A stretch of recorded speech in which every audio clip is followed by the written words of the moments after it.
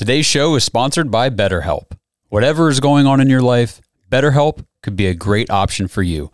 BetterHelp is convenient, flexible, affordable therapy that's custom built for you.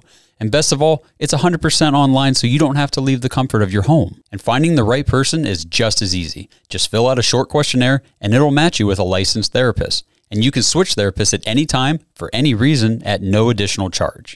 Look, we all have stuff we're carrying around.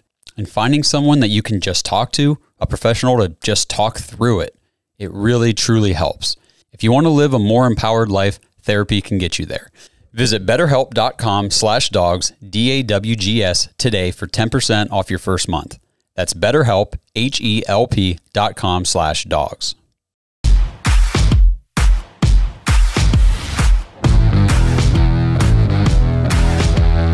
Welcome to the Dawgs Podcast with your hosts, Blake Reneker, Justin Charles, John Nye, and Josh All. Barry, let's move into round 3 here, and let's continue with our wide receiver discussion. You've got Jayden Reed, the wide receiver out of Michigan State, listed as a potential pick here for the Browns. Tell us about Jayden Reed.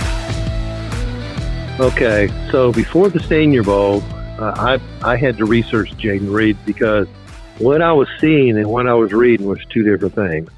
Jayden Reed was a 5th-round prospect, and I'm talking about going to a draft site big board and me pulling up the number 99 pick in round 3, which is our first of 2 third-round picks, and I'm looking at all these players up and down.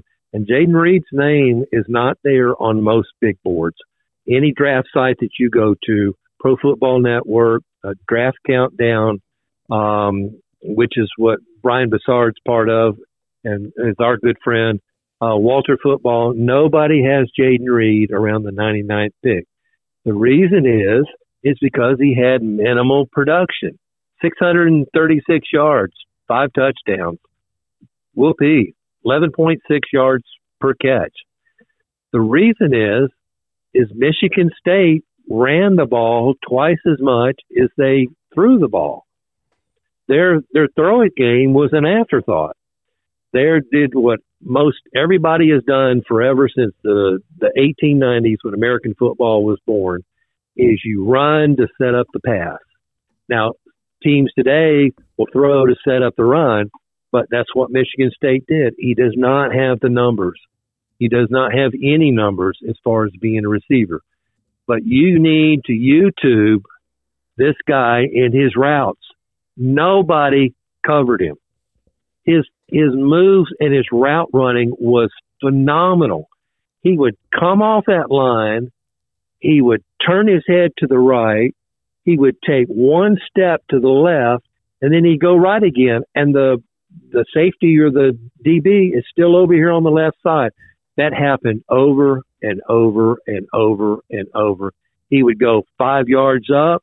He would start to turn. The DB comes up, and then he'd take off. He's got great speed, exceptional speed. I would not be surprised if he went in the 2nd round. Before he showed up at the Senior Bowl, I didn't know anything about him. I didn't. But he is a great kid. When I interviewed him, he'll look you straight in the eye. He's yes, sir, no, sir. He's very polite. He's very articulate. And he told me, I'm a good kid. You're not going to have any You're not going to have any problems with me off the field. Nobody has, and nobody will. I'm a good kid. I like that. I mean, again, we're all about that no nonsense. We've dealt with enough of that crap over the years. I used to tell my mom that when I was like 16, 17. This guy is a game changer. He is lightning in a bottle. And another thing, guys, he's also a kickoff and punt returner. I was just going to ask you about that, Barry. Yep. I was thinking, could we utilize him in that, in that role? Yeah, he's got a lot of experience in that. He has returned 42 kickoffs while he was at Michigan State for an average of 20 yards a kick, and he's returned 38 punts, scored 3 touchdowns off of punts. He's just electric. I cannot explain without words just would not do it good unless you look at his routes and see his trickery. And it's subtle. It's a head bob. It's an arm twist. It's a shoulder. And he doesn't do just one. He'll do about three, or he might do four. And you're still trying to work on the second one that he did. And by that time, he's come back around and you're going the opposite direction. That happened over and over and over. And nobody, all these all-star, this is an all-star game. All these all-star cornerbacks, all these all-star safeties, all of them saw the ball go over their head and him make a catch. That may not be a touchdown, but a lot of them were. A lot of them were deep passes because he fooled them 6 yards off the line and left them standing there. If we could get somebody like that, he would eventually take over wide receiver 2. He would absolutely take over that. But we would have 3 receivers. Look what the Cincinnati Bengals do. Look at what they have on the offense. Why can't we do that? Yeah, we just don't have the personnel, but that's what we're gearing up for here. So this is that kind of guy, especially with the kick returning abilities. At this point, who returns kicks for the Browns? We don't know. We don't have anybody. So I mean, if we can solve 2 problems with one, that would be pretty darn nice. Yes. Yeah, if the Browns drafted Reed, he would take the top off of every defense and become a viable deep threat. I think Donovan Peoples-Jones is really the only deep threat we got, and that's just sometimes. Reed also has a great personality, like I said, and he's a team player. His college offense, I think, just didn't have any clue about the menace this kid is, but we do. Well, it sounds like he would. I mean, especially, we've been talking for so long about Deshaun Watson, and, this is a Pro Bowl quarterback. This is an elite level quarterback. He's just not back to that level yet. But once he gets there, these kind of receivers just absolutely explode with Deshaun Watson as the quarterback. Yeah, DeAndre Hopkins was his guy. Yep. And this could be our DeAndre Hopkins. Amari Cooper offers a different skill set. But this guy's route running just defines him, and he's going to be a phenomenal player at the next level. Now, you're going to look back and say, wow, they took him in the 3rd round. Do y'all know what round Tyreek Hill went in? 4th? 5th. Huh. Think about that. Right. Yeah, well, and I was thinking that too when you were talking, we're sitting here in the 3rd round, but there are really good players, wide receivers that we see that, years later we're like, when was that guy drafted? And then, like you said, Tyreek Hill, you're like, 5th round. Wow, really? I mean, Terry McLaurin, I think, was a 3rd. Amon-Ra St. Brown, we passed on him many times. I mean, he's a stud. So, yeah. McLaren's a stud. Oh, yeah, for sure, brother. Yep. Absolutely. Scary Terry, man. Jayden Reed sounds pretty exciting. You've also got another edge rusher here. So this would be the 3rd one we've talked about for the Browns. Will McDonald out of Iowa State. What can you tell us about him? He's a pretty fast guy. On the one-on-ones, he won just about everyone that he went up against. Offensive tackles. He's a quick guy. He's got a good first step off the edge. I was real impressed with him. He looked like he was going to be a guy that was going to be taken in the 4th round, maybe even into the 5th. And by the end of the Senior Bowl, he raised eyes. He had good practice week. And that's why I have him now in the 3rd round, because I think he elevated himself up 1 round. He's kind of a beefy kid. He was a first-team All-American and just articulate. Had a good first move, first step off the edge, and I think that he could be in that rotation. I don't believe he would come in and start like I think Andre Carter could, but he's got a high motor, and he does a solid job of getting to the edge against the run. He's really versatile in that he is a run stopper as well as a pass rusher. A lot of these edge guys are not as good against the run as they are at running the pass, but he's got a lethal spin move, and I think that's what beat these offensive linemen. And he's got pure speed, quick, and He's not as big as what you would think, but he's got instinctive and he's solid overall with like his hand usage. Okay, well, I don't hate that option here in the third round. But let's have a little more fun with this next guy because we kind of talked about this a little bit off air before we started, Barry, you remember. But talk to us about quarterback Hendon Hooker from Tennessee. This guy kind of put his name on the map this season before he got hurt, but pretty exciting prospect. Yeah, and, first off, he's 25. Right. So that may scare a lot of people off, but we've got Deshaun Watson. You've got and he's a very versatile. He's a scrambler. He's a runner. He's a thrower. He's 3-time Pro Bowler. So we're not going to bring in somebody to supplant Deshaun Watson. But I don't even know who our backup is now. Is it Kellen Mond? Who is it? Right. I'm pretty sure right now Mond is the next guy up. Right now. We're definitely going to be looking for a backup. Yeah. Here this offseason. Well, so if you have a system with a running quarterback, then you got to bring in, just like last year, we had Deshaun Watson, Jacoby Brissett, and Josh Dobbs. They were all scramblers, runners. They basically had the same skill set, just different degrees of skills. This is Hendon Hooker. He is just a younger Deshaun Watson as far as being able to get flush from the pocket. Now, I don't know how he is as far as going through his progressions. That has toppled a lot of players at the NFL level versus college, that they can find their first receiver and maybe their second, but there's no way they can find 3 and 4. They're just going to take off running. That was Tim Tebow's MO right there. And that's what killed him. But he has he had over 3,000 yards passing, and I think he's just a guy that can just take off and run with the ball, kind of like Deshaun Watson. And I think he'd be available in the third round, even though he was a Heisman candidate. In his Tennessee career, he rushed for 2,079 yards. Wow! Think about that.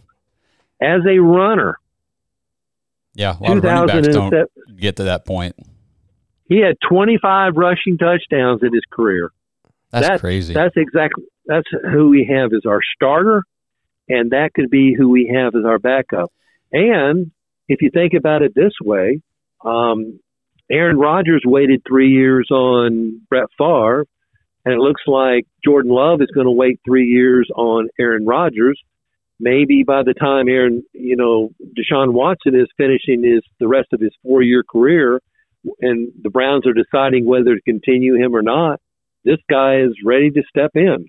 What's your thoughts? It's not a bad insurance policy. I will say that. I had a lot of fun watching Hendon Hooker play this season, and just reading about him, it just brought back everything that I saw on the field. He's a true student of the game, very intelligent quarterback. Before he got hurt, 27 touchdowns, only 2 picks. That's in wild. 2022. He never threw more than 5 interceptions in a season. Had 430 yards on the ground, 5 touchdowns before he got hurt this year. I mean, the guy was on pace to be the Heisman Trophy winner. I mean, he was lighting it up, and it didn't look like a fluke. It didn't look like a flash in the pan. It looked like he knew what he was doing on the field. And in big games, and in a hard conference, week after week, it just kept going like that. He didn't practice. He showed up in some kind of leg cast that was holding his knee together. But he was there the first day. He came out with the team that he was supposed to be on, which is it's pretty much, it used to be North and South. Now it's called American and National. But they try to keep teams regionally together. So you're not going to have a Northwestern player playing with a Georgia player. They're going to be gathered together as far as dividing the country still in North and South. So he was with his Southern teammates, and just there was 2 or 3 other Tennessee players, and some other SEC players, because a lot of these guys go to football camps and you meet people, and then you play against them during the year, and that happens all the time. But he's a very good kid. He was a little bit taller I think he's like 6'4". But one thing I noticed is that he didn't look like he had much girth to him. Yeah, they got him listed at 218, which is pretty light for a 6'4" guy. Yeah, he didn't look like he looked like a basketball player like Luke Musgrave and Andre Carter did. He looked just like a basketball player, and maybe he is, and maybe he did when he was in high school. But it looks like if he put on 20 pounds or 10 or 15 pounds, that would solve that problem. So, but that may take away his speed, because I saw lots of Tennessee games, and when that guy decides to go, he's gone. And what he does is he leaves the defensive lineman behind him, and it's like Lamar Jackson. Everybody's covering somebody, and he's 17 yards downfield before anybody knows he's left the pocket. Yeah, I mean, Deshaun Watson's not the most girthy quarterback either. I mean, but it keeps him very agile, in the pocket, moving around and being able to escape. And, I mean, you're right. Hendon Hooker definitely had shades of that game, that ability, those skills. So when somebody says, let's draft a quarterback in the third round, I would have said, I don't know about that. I don't think we need that.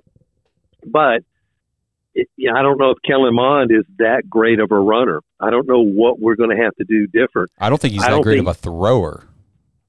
Yeah, and not only that, does he have any NFL starts? I don't know this for sure. I want to say didn't he one or start two one for game Minnesota. For the Vikings? Yeah, yep. That's where I was at. Hold on, I'll do a little research. Okay, you guys continue. Look that up. I mean, is Kellen Mond going to be Brock Purdy? No, I don't think so. But so. Hendon Hooker could be. And I think watching the San Francisco 49ers situation play out this year, it was very obvious that, I mean, if you've got a decent backup quarterback and your defense can hold down the fort, you got the skill players around you, you can still go places. And I think this would be a smart pick. Whenever I first saw Hendon Hooker listed here, whenever you sent me over the document, I was like, Hendon Hooker? And then I thought about it for a few minutes, and the more I thought, the more it made a lot of sense.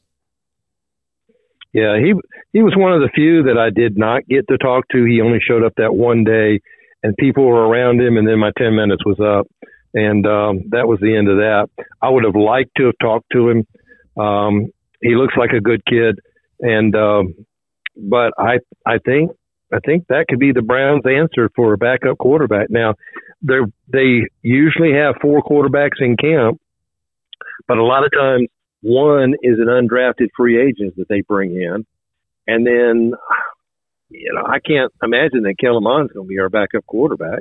They're definitely not going to bring Jacoby Brissett back, because he's going to look for a deal where he can compete for a starting job, and he'll always be one of my favorite players, and go for it. And I'll be rooting for you. But what are they going to do? Sign somebody in free agency? If not, they're going to have to draft somebody.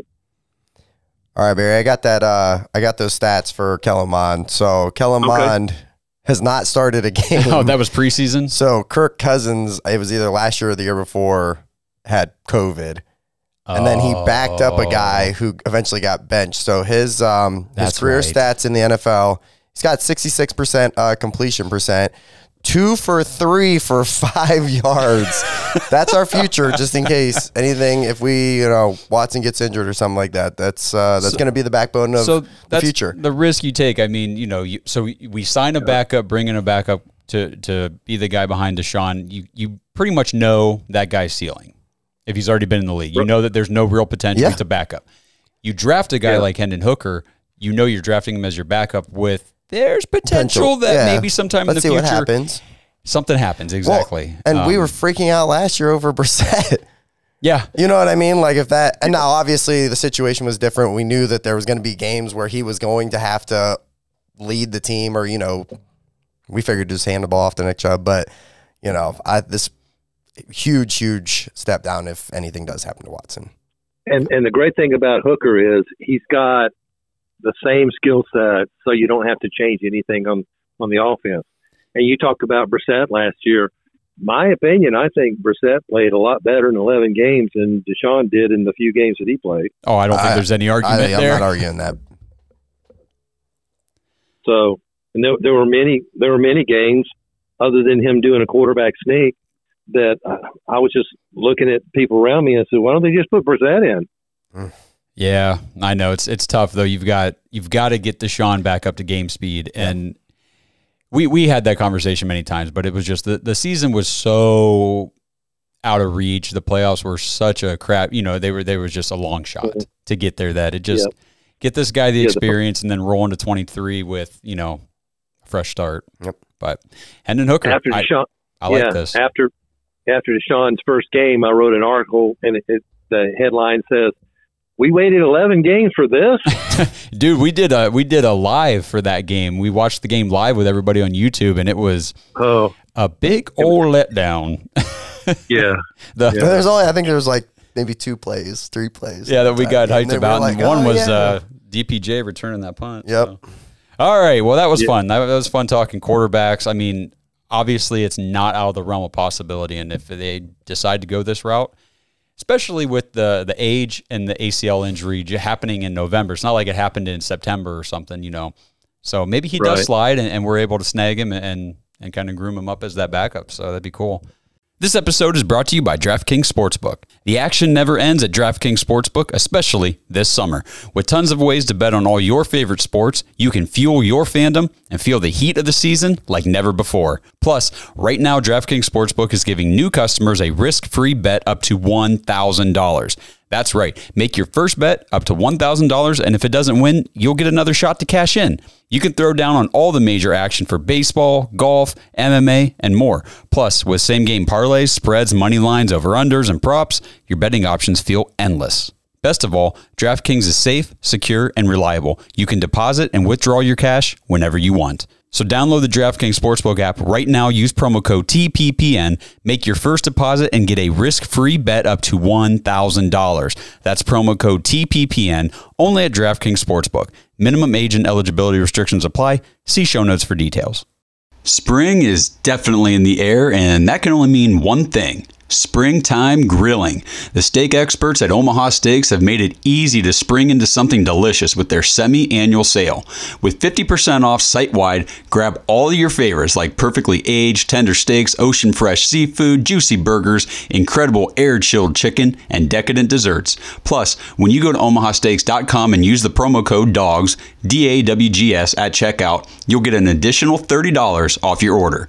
It's the perfect way to get fired up and spring into something special. Don't wait. Go to omahasteaks.com. Use code DAWGS at checkout. Take advantage of this deal. Omaha Steaks is ready to ship your order right away, and you're going to want to hurry because the 50% off site-wide is only happening for a limited time. So don't miss your chance to save on this delicious food. Visit omahasteaks.com right now. Use code DAWGS, DAWGS at checkout. Get an additional $30 off your order when you shop the semi-annual sale today. Minimum order may be required. I want to move to the fourth round. The main guy you've got listed here, I was interested to hear your take on safety Sidney Brown from Syracuse. Yeah, he's not real big. He's 200 pounds, only 6 foot. I would say that no single player at the Senior Bowl benefited more than Brown. Okay. That is how far he came. Projected to be a 5th, 6th rounder. He is easily a high 4th rounder, low 3rd rounder. He popped during practice week, and if he was beaten, nobody noticed. By the way, he's got a twin brother named Chase, who's a running back. Their father was Darren Brown, who was a star in the Canadian Football League. So he's got pedigree right there. So Brown's got 4.45 speed in the 40. He's a former track star in high school. He's rangy. He's competitive. He'll rally to the football. And he shows good pop with tackles. And he's able to be versatile as far as playing box, playing in the slot, playing second linebacker, playing free safety, playing zone. He's got all that versatility, and he seems to slide from one of those positions to another. He should begin at the next level on special teams and dime packages, but he will compete for a starting job very soon. He's a true leader, and I think more than anything, he's a finisher. You know, today or yesterday, the Browns hired a safety coach. named Efren Banda. And so Jeff Howard left. He was the secondary coach. He left to be the linebackers coach with the Los Angeles Chargers. They hired Banda to just coach safeties. On Dawgs By Nature today, I give the complete story. Banda's got a really interesting story. And I found all the ifs, ands, and buts when he was in high school, when he was in college. So read that, and you'll know about Banda. But Banda was a former safety, and that's his specialty is safeties. You look at our safety group, we know that Grant Delpit is an improved player, and he's going to stay. What's your opinion about John Johnson? I'd like to see him under a new D coordinator. So it makes me nervous because there's just a lot of noise out there that he might be a veteran that just kind of just takes a walk, which is crazy because the excitement leading into that signing when we signed him, I was so excited for that. And True. Man, but in all fairness, it's been disappointing. You know, the product that with the Rams, it wasn't the same thing with the Browns. And obviously, you know, we can say D coordinator, we can say, you know, miscommunication, you know, but would I be surprised if he got let go? I wouldn't be. I have seen Johnson just take plays off. I've seen him not hit a guy at the 3-yard line. Is that and just watch him score. I felt like Najee hit him on that one. Ooh. Yeah. Kind of hard. Absolutely. Yeah, I think safety is definitely a route the Browns are going to have to go at some point. Draft, free agency, something. Ronnie Harrison is an unrestricted free agent, so he can sign with anybody at any time. You know, last year they had tossed it up whether they were going to re-sign him. They signed him to a 1-year deal. They didn't offer him an extension this year. I personally think they're going to let him walk. Yep. He only had like 20 or 30 total tackles this year. They've got the undrafted rookie free agent DeAnthony Bell, who had he's a special teams ace. He, which you have interviewed, I have interviewed. He's been on your show. He has, I think he's got potential. And towards the end of the year, I started seeing him more on the field. I saw him on special teams, but I started seeing him in dime and nickel packages, and they started using him more. He's a hard hitter, and I think somebody just needs to bring that out. And then we've got a guy on practice squad named I think his name is Benson, but he was coached by Banta at the University of Miami. I'm going to tell you what Banta's going to do. Banta's going to bring aggressiveness to the safety group. It's going to be an entirely different group going into week 1 than it was last year under Banta. I don't hate that. We definitely need it. We said for a long time now. We just kind of need some mean. Yeah. We need a little gritty and nasty. aggressive and nasty and like little edgy. Little Greg Williams-ish. We need that. We need that badly. Yeah, I like this this call here for the safety pick. There's a couple, I'm going to bounce around a little bit here, Barry, I think, in these final picks of yours. But let's talk about a couple defensive tackles. This is something that, obviously, it's a huge position of need for the Browns. So 4th round, you've got Keanu Benton from Wisconsin. And then the 5th round, you've got Karl Brooks from Bowling Green. Tell us about these two guys. Keanu Benton, I love that guy. I absolutely love that guy. He's just a big teddy bear, and he's huge. But one thing he's going to do is nobody is going to run against him. Okay. He's a load in the center of the defense. He's 6'4", 315. He plays for Wisconsin. Wisconsin always has good defenses. He is exceptional against the run, and he's one of college football's best at stopping the run in his gaps. During Senior Bowl practice, he was projected to be a 5th rounder. I think he bumped himself up to be a full grade. He may even go midway in the 3rd round. Wow. He's difficult to move. He's got a stout presence. For a big guy, a lot of times they wear down. This guy has got a very strong anchor, and he's got a good combination of size, arm strength, and overall he's just a big, strong man. He's good on stunts and a difficult player to take on single-handedly. I mean, I feel like we're very, at this point, kind of desperate at that position. And one of the things you kind of touched on earlier, Schwartz, I've always kind of felt like he's always had great interior defensive line. Whether, there's always a guy, whether it was Albert Hainsworth or... there's two guys. Who am I thinking? Ndamukong Suh. Yeah. So I don't know. Either whether we do address it through free agency or through the draft, I think we have to attack that position. Yeah.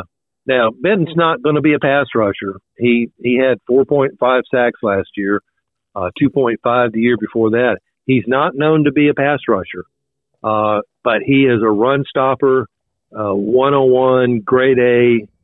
He would be phenomenal to stick in that middle. One thing Schwartz does is he takes two defensive line and makes him king of the court. One's going to be Myles Garrett. Well, who's the other one? Is that going to be Perion Winfrey? Is that going to be Alex Wright? Maybe it's going to be Benton.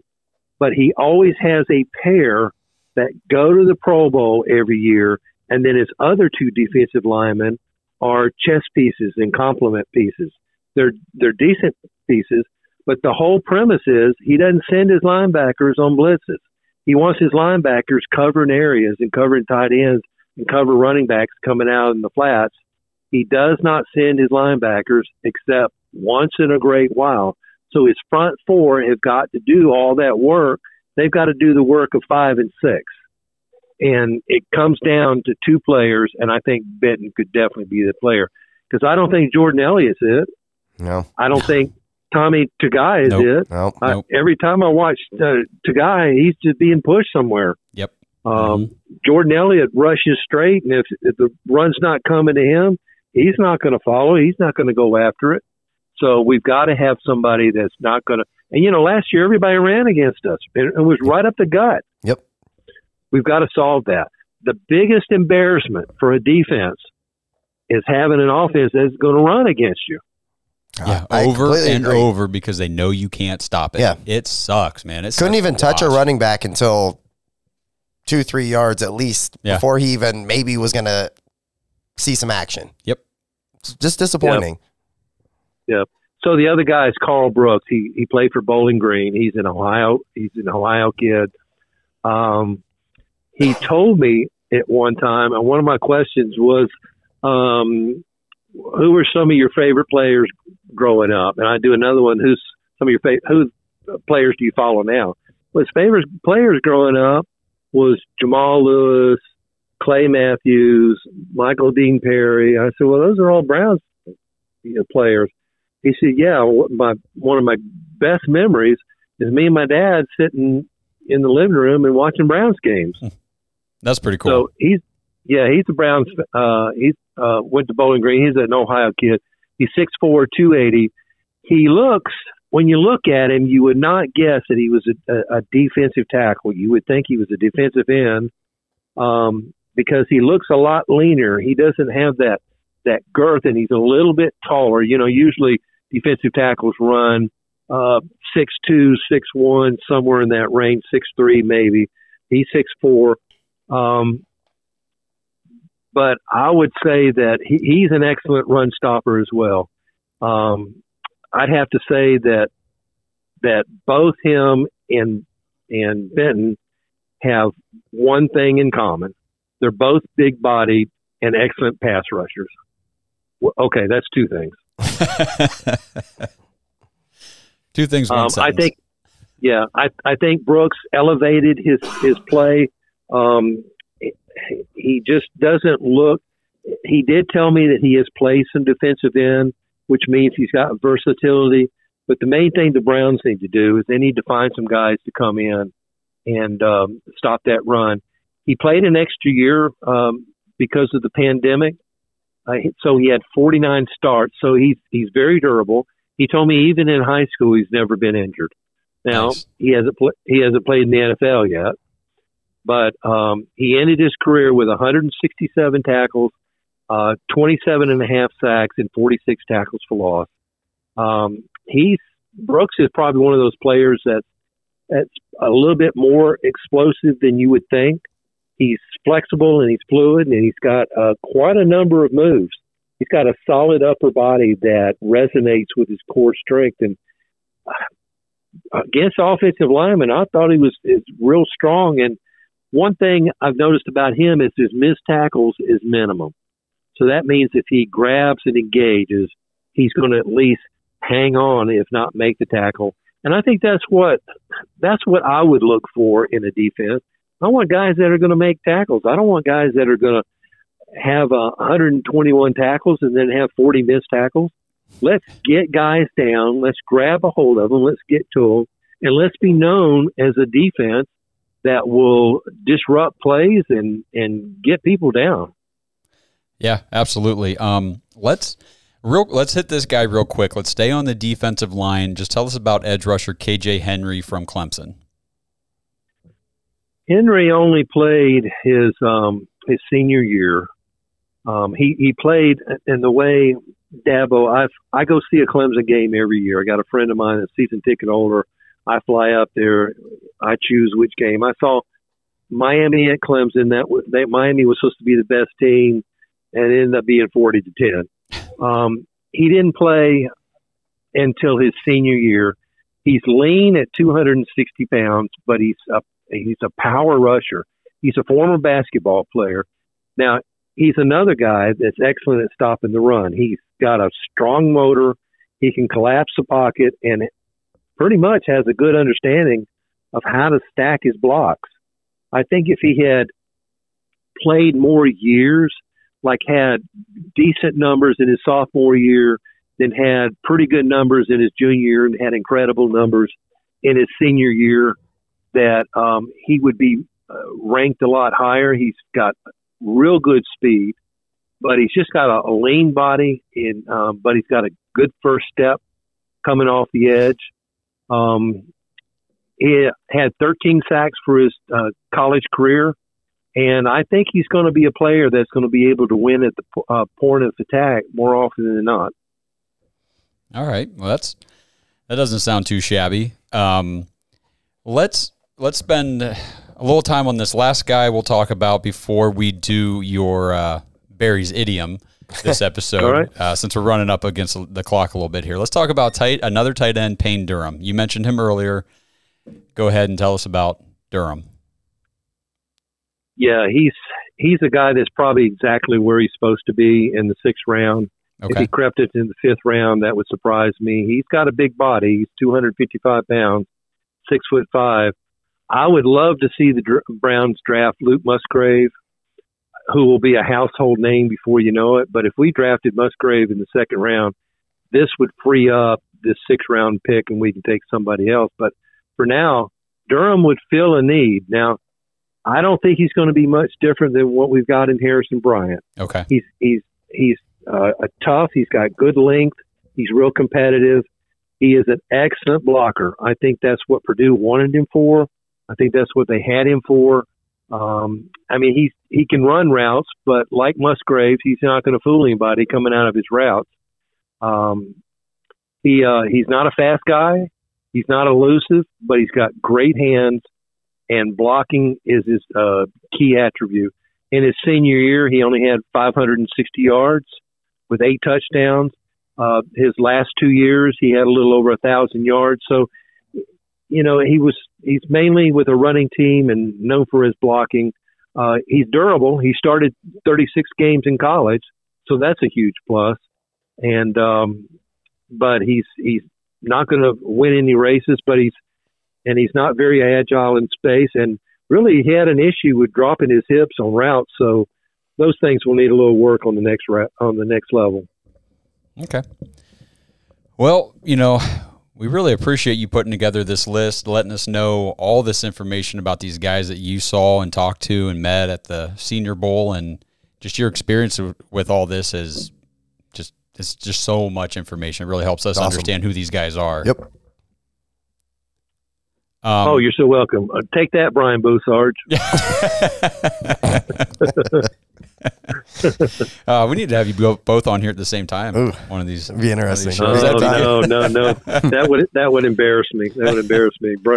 Brian, the NFL Network radio broadcast, Brian Bosarge, the last 3 years has been the draft guy.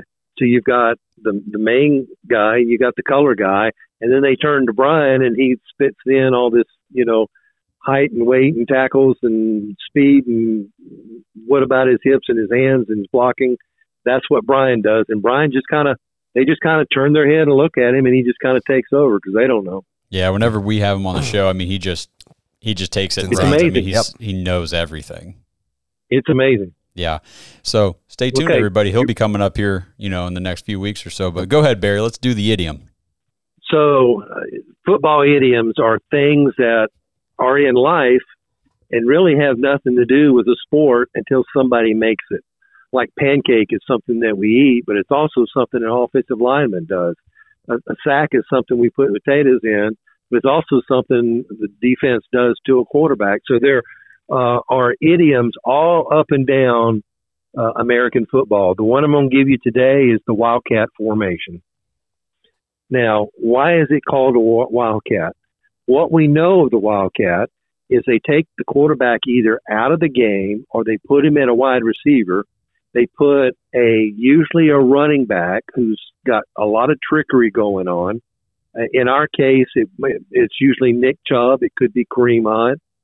But it's not going to be somebody like David Njoku or Dearness Johnson. It's going to be somebody that's tricked. And then when you snap the ball, it's their job. They pick whatever hole they see open up, and they try to run through it. And that's called a Wildcat Formation. Well, why is it called a Wildcat? So the difference is in this formation is that the snap comes directly to a running back instead of the quarterback. And then he finds his hole and hits it. Well, this was invented in 1998 by a high school coach named Hugh Wyatt. Wyatt was the head coach of La Center High School located in Washington State. And what was his team called? Wildcats. The Wildcats. Very cool. So, and I think the Miami Dolphins has probably brought it into light. Other college programs throughout the thousands and into the teens used it here and there. But once the Miami Dolphins brought it against the New England Patriots and beat them in that game and beat them convincingly and surprised them, then people started instigating that. And I think every team has one or two Wildcat, or they run one or two Wildcat. It's not prevalent like it was because I think defenses have figured it out, but that's why it is called the Wildcat. So if they were the La Center High School Browns, then it would be called a Browns formation. Browns. Pretty interesting. I guess I never really had any idea where Wildcat came from. It's just always just say that's Wildcat. Yeah. That's pretty cool. Well, Barry, we really appreciate you joining us tonight, giving us all the details about all these players, the idiom. It's always fun having you on the show. Always a pleasure. All the time, my friend. Y'all have a good show. All right. You too, brother. All right. Well, again, thanks to Barry for, all that information. That was awesome. Fantastic. I mean, a lot of these guys, we don't do the draft prep, especially this early. No, we joked. I don't even know if I'll just say it was me, but I got the list of players. I don't know if it was last night or this morning. And I went, oh God, I don't really recognize many of these names. And Josh was like, don't worry, Barry's got this. Yeah, that's what okay, Barry's there for. Barry's at the Senior Bowl. Barry's meeting these guys, taking the notes, doing the work, and giving it to you guys. Yeah, what a great job. How do we do that? Congratulations, Barry. Yeah, exactly. But all right, so we're just going to wrap this one up now. But thank everybody for joining us. Sorry that Blake and John couldn't be here today, but I think me and Justin did all right. We had Barry to fill in, so that's no big deal. But go to jointhedogs.com, become a Dog Pack member. We're going to do an after hours today. This was a longer episode. If you're watching this part, it's probably cut into 2 episodes, I'm guessing. Yeah. After I do my editing. But we'll get you guys out of here. So everybody have a great week, and we'll see you next time. Go Browns. Thanks for listening to another episode of the Dawgs Podcast. Make sure you subscribe on YouTube and follow us on Twitter @the Dawgs Podcast. Get your thoughts on the show at thedawgspodcast.com.